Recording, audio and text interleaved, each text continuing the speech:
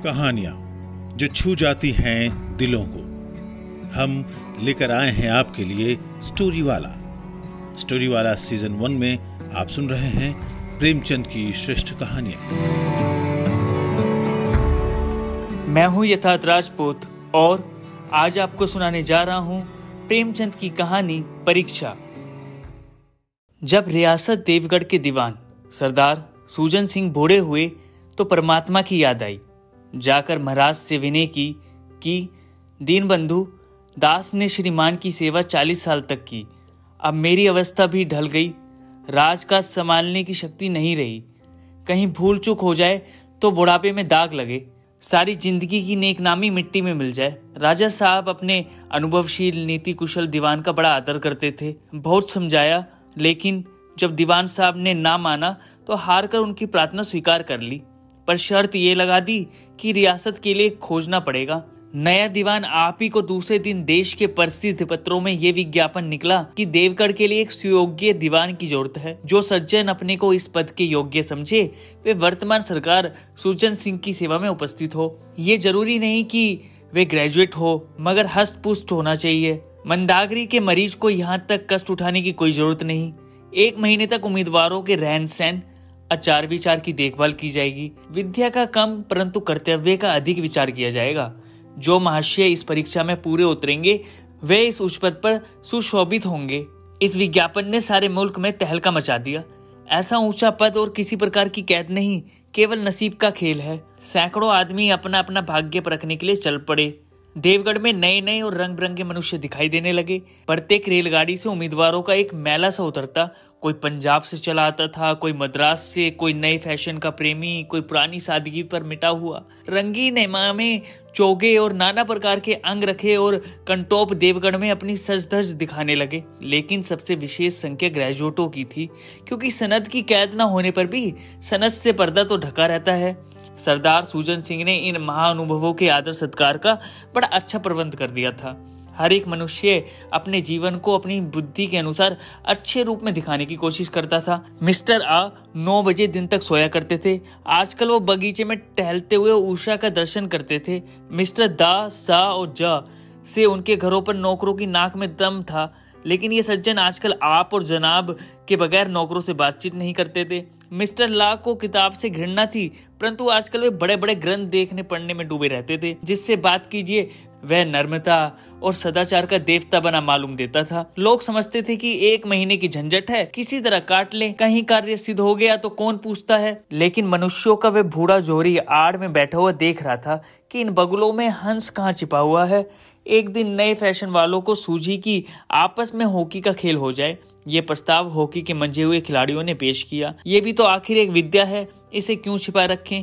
संभव है कुछ हाथों की सफाई ही काम कर जाए। चलिए, तो तय हो गया। फील्ड बन गई, खेल शुरू हो गया और गेंद किसी दफ्तर के अप्रेंटिस की तरह ठोकरें खाने लगी। रियासत देवगढ़ में ये खेल बिल्कुल निराली बात थी। पढ़े लिखे भले मानुस लोग शतरंज और ताश जैसे गंभीर खेल खेलते थे। दौड़ कूद के खेल बच्चों के खेल समझे जाते थे। खेल बड़े उत्साह से जारी था। धावे के लोग जब गेंद को लेकर तेजी से उड़ते तो ऐसा जान पड़ता था कि कोई लहर बढ़ती चली आती है। लेकिन दूसरी ओर के खिलाड़ी इस बढ़ती हुई लहर को इस तरह रोक लेते थे कि मानो लोहे की दीवार है। संध्या तक यही धूमधाम रही। लोग पसीने से तर हो गए। खून की गर्मी आंख और चेहरे से झलक रही थी। हाफते हाफते बेदम हो गए, लेकिन हार जीत का निर्णय ना हो सका। अंधेरा हो गया था।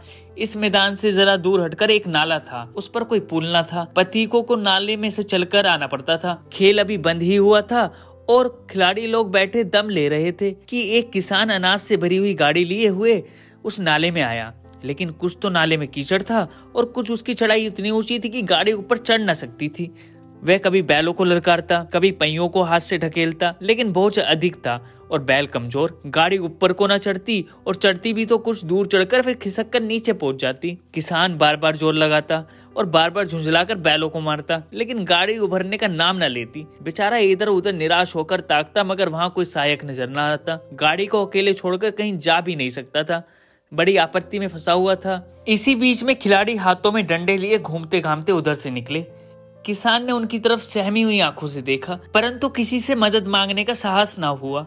खिलाड़ियों ने भी उसको देखा, मगर बंद आंखों से, जिनमें सहानुभूति ना थी, उनमें स्वार्थ था, मद था, मगर उदारता और वात्सल्य का नाम भी ना था। लेकिन उसी समूह में एक ऐसा मनुष्य था जिसके हृदय में दया थी और साहस था। आज हॉकी खेलते हुए उसके पैरों में चोट लग गई थी। लंगड़ाता हुआ धीरे धीरे चला आता था। अकस्मात उसकी निगाह गाड़ी पर पड़ी, ठिठक गया। उसे किसान की सूरत देखते ही सब बातें ज्ञात हो गई। डंडा एक किनारे रख दिया, कोट उतार डाला और किसान के पास जाकर बोला, मैं तुम्हारी गाड़ी निकाल दूं? किसान ने देखा एक गठे हुए बदन का लंबा आदमी सामने खड़ा है। झुककर बोला, हुजूर मैं आपसे कैसे कहूँ? युवक ने कहा, मालूम होता है तुम यहाँ बड़ी देर से फंसे हो। अच्छा तुम गाड़ी पर जाकर बैलों को साधो, मैं पहियों को ढकेलता हूँ, अभी गाड़ी ऊपर चढ़ जाती है। किसान गाड़ी पर जा बैठा। युवक ने पहिए को जोर लगाकर उकसाया। कीचड़ बहुत ज्यादा थी, वह घुटने तक जमीन में पड़ गया, लेकिन हिम्मत न हारी। उसने फिर जोर किया। उधर किसान ने बैलों को ललकारा। बैलों का सहारा मिला, हिम्मत बंद गई। उन्होंने कंधे झुकाकर एक बार जोर किया तो गाड़ी नाले के ऊपर थी। किसान युवक के सामने हाथ जोड़कर खड़ा हो गया। बोला, महाराज आपने आज मुझे उबार लिया, नहीं तो सारी रात मुझे यहाँ बैठना पड़ता। युवक ने हंसकर कहा, अब मुझे कुछ इनाम देते हो? किसान ने गंभीर भाव से कहा, नारायण चाहेंगे तो दीवानी आपको ही मिलेगी। युवक ने किसान की तरफ गौर से देखा। उसके मन में एक संदेह हुआ, क्या ये सूजन सिंह तो नहीं है? आवाज मिलती है, चेहरा मोरा भी वही। किसान ने भी उसकी ओर तीव्र दृष्टि से देखा, शायद उसके दिल के संदेह को भांप लिया। मुस्कुराकर बोला, गहरे पांव में बैठने से ही मोती मिलता है। निदान महीना पूरा हुआ, चुनाव का दिन आ पहुंचा। उम्मीदवार लोग प्रातः काल से ही अपनी किस्मतों का फैसला सुनने के लिए उत्सुक थे। दिन काटना पहाड़ हो गया। प्रत्येक के चेहरे पर आशा और निराशा के रंग आते थे।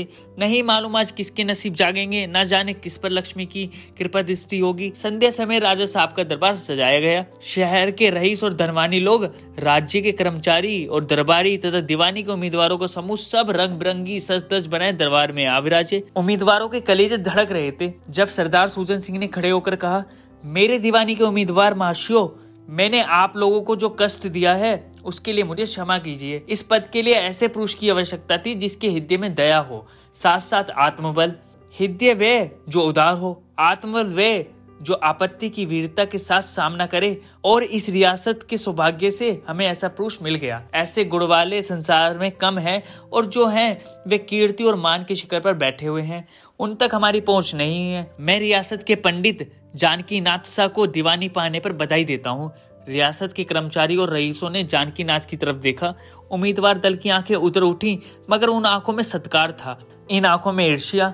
सरदार साहब ने फिर फरमाया, आप लोगों को ये स्वीकार करने में कोई आपत्ति ना होगी कि जो पुरुष स्वयं जख्मी होकर भी एक गरीब किसान की भरी हुई गाड़ी को दलदल से निकालकर नाले के ऊपर चढ़ा दे, उसके हृदय में साहस, आत्मबल और उदारता का वास है। ऐसा आदमी गरीबों को कभी ना सतावेगा। उसका संकल्प दृढ़ है जो उसके चित्त को स्थिर रखेगा। वह चाहे धोखा खा जाए, परंतु दया और धर्म से कभी ना हटेगा।